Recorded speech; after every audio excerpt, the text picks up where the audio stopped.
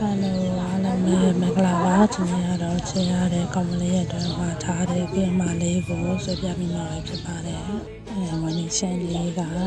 လူငယ်ကောင်မလေးဖြစ်လို့တဲ့ကြောင့်လူငယ်ဆန်းဆန်းဖြူရောင်လေးနဲ့အနေလေးကိုတွဲပြီးတော့ဆွေးပြမိမှာဖြစ်ပါတယ်ရှင်။ဒီပုံစံမှာလာဆင်ပြီးတော့ဘေးနားမှာထပ်ပြီးတော့ဒါလေးတွေဆင်ပေးလိုက်ပါတယ်။ဒီမှာတော့ဘေးနားမှာအတူလေးတွေထပ်ထည့်ပေးလိုက်ပါတယ်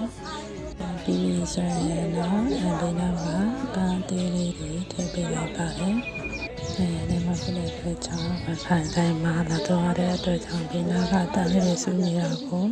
တိခံပြီးတော့လာထောင်ပေးပါလား။ပြီးပြီဆိုရင်တော့ချစ်ကိတ်လေးဖြစ်တဲ့ကြောင့်ဘေးနားမှာအသေးလေးတွေထည့်ပေးလိုက်ပါတယ်။အချစ်တွေအများကြီးကိုဖော်ပြခြင်းတဲ့အတွက်ကြောင့်အသေးတွေအများကြီးဘေးနားမှာထပ်ပြီးတော့ထည့်ပေးလိုက်ပါတယ်။ဘေးနားမှာ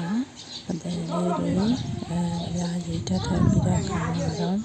customer လေးစတဲ့ရေးခိုင်းထားတဲ့အတိုင်းစာလေးကို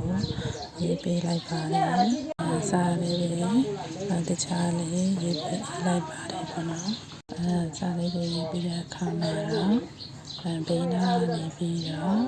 ဖယ်ပြားလေးတွေထပ်ပြီးတော့အလားဆင်ပေးလိုက်ပါတယ်ဘေးပလယ်မှာဖယ်ပြားလေးတွေ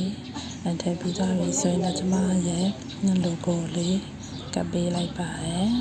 ပြီးတဲ့အခါမှာတော့ရန်ကိုချစ်စရာကောင်းတဲ့ကလေးတစ်လုံးရလာပါပြီမင်းရှင်နေတဲ့ရန်ကိုကြိုက်မယ်လို့ညွှန်လိုက်ပါတယ်အဆုံးထိရည်ရှိပေးကြတဲ့အတွက်အားလုံးကိုကျေးဇူးတင်ပါတယ်အားလုံးတတပါ